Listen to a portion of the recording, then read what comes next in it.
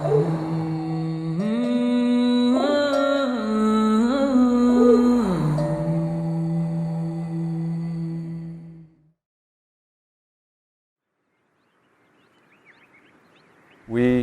got on the inside life of one orphan, a little girl named Lubna. And just before the adoption was final, she passed away. And through the gaping hole that was left in our heart, we began to see a direction for our lives like nothing else could have done. And we began Love's Door.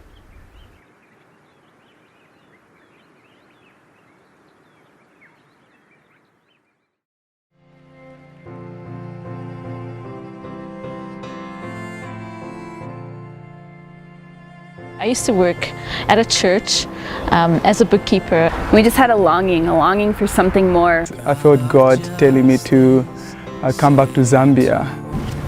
Yeah, I never expected to be here. We felt like God wanted us to love people who no one else loved. The last 20 years of my life I've been a nurse. My wife and I were busy in America. The children just grabbed my heart. I longed to live that kind of life that Paul lived. Yeah, so God gave me such a burden for my people. Freely we've received now, freely we will give, we must go.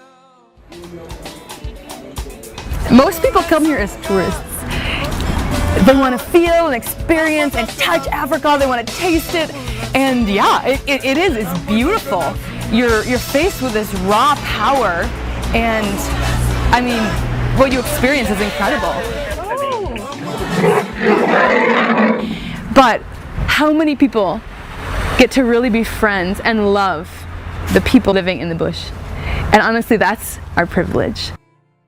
When you are in town, with all the comforts, you might think it's all good, but you have to go out there and check how people live in the village.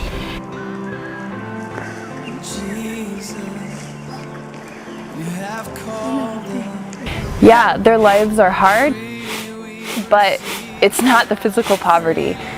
It's the spiritual poverty, it's the brokenness of self, the inner pain, it's the spiritual oppression. It's the death, it's the uncared for orphan. But what is so beautiful is when they get free, is when they're free from that, when they find true life in Jesus. That's the freedom that we're longing to see. I make my house with mud, that's why I see like this. I'm making my house myself because my husband has dead. Because my son have dead, all of them. So how many children are staying with you here? 11. 11. Counting your children or counting just the small ones? This one. All of them. So 11 with you. And this is what we're passionate about. Everyone on our team is passionate about caring for the lost and caring for the least. And I was shocked when I saw the state of the village. I just saw, people suffering, people having to fetch water and being eaten by crocodiles, or, no education and the illiteracy. And it just broke my heart. I just went home and I just couldn't forget just the darkness that I saw. And it's kind of a twofold vision. One is for orphans and the other is for church planting.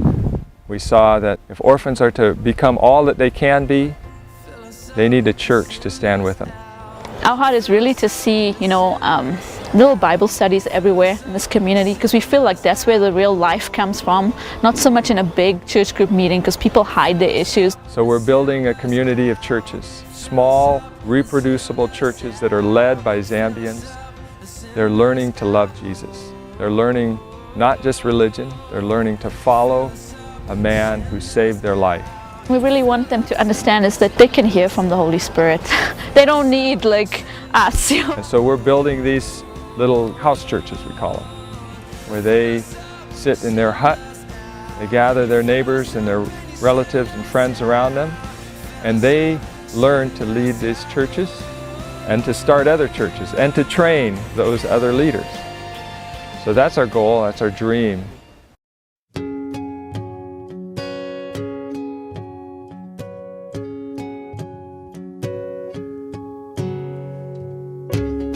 children's home, the village where we care for orphans, we want it to be run well. We want these children to be well cared for, but we also want them to be raised by local Zambians. So right now we have a Zambian mama who is from the village, who's taking care of the children who we have there.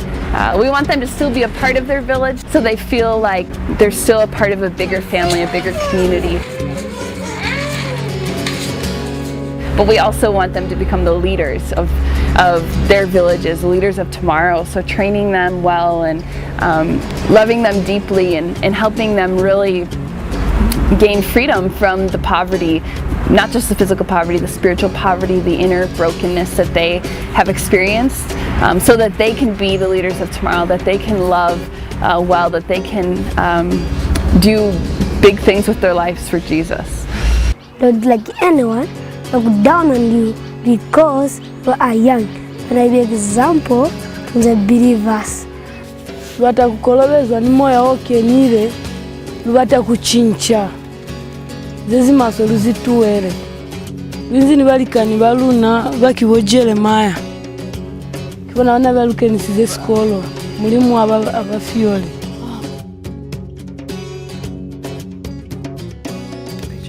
So this is the chicken house, which is going to house the chickens. The idea is income generation for the orphan home so that it can be sustainable for those that are in there.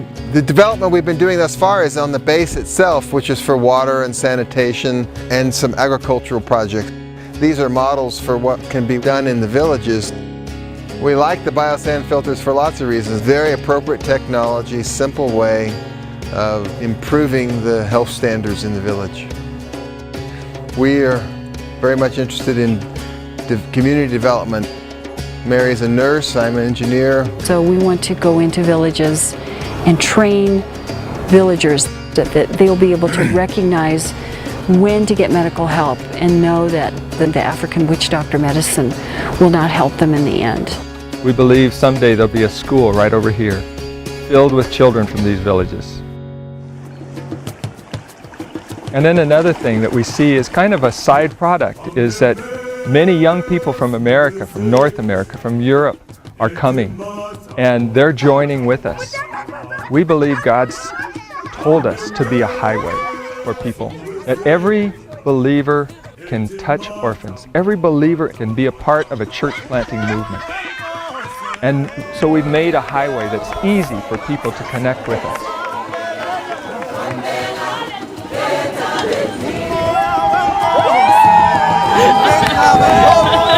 We fasted for 3 minutes and it worked.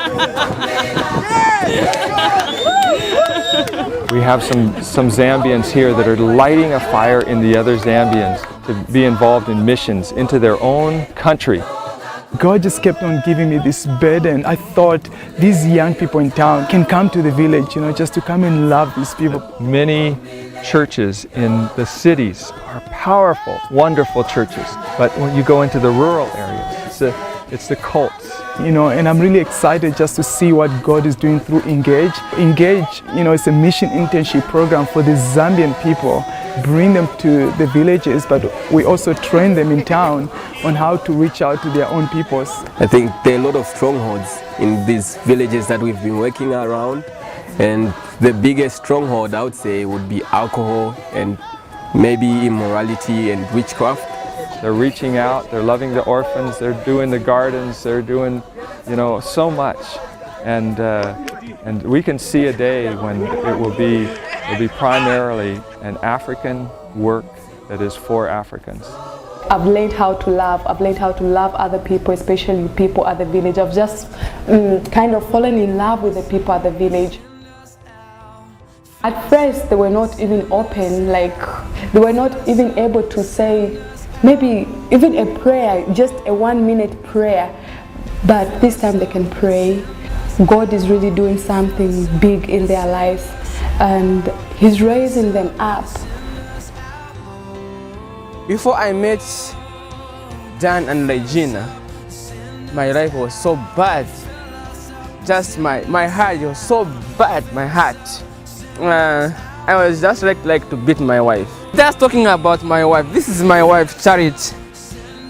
Sometimes like I just like when my wife, I just beating. By this time, even my wife, when they do at the door, I just hold my heart. Say no, I don't want to do this again, and I don't want to beat you again.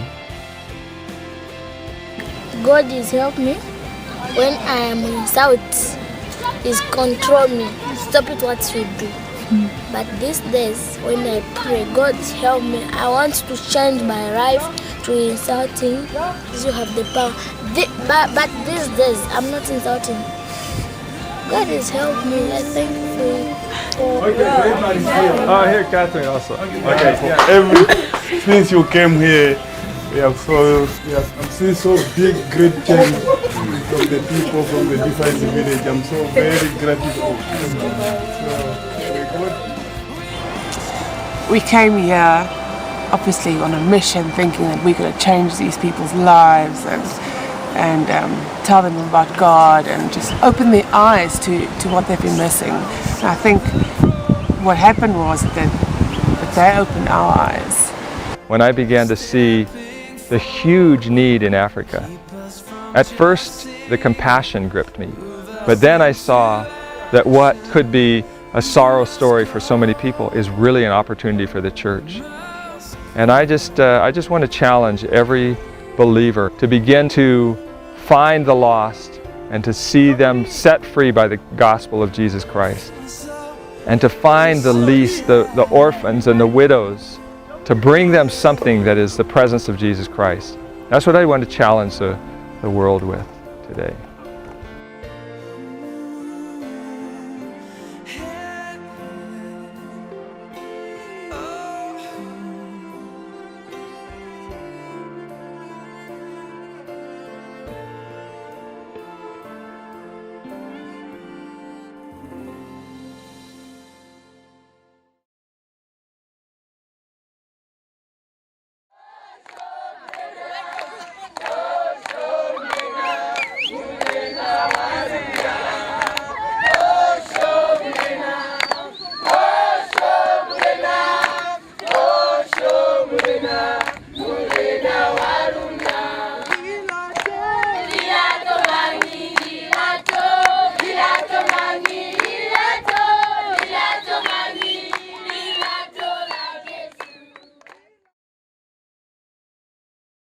Once upon a time, I went to Africa.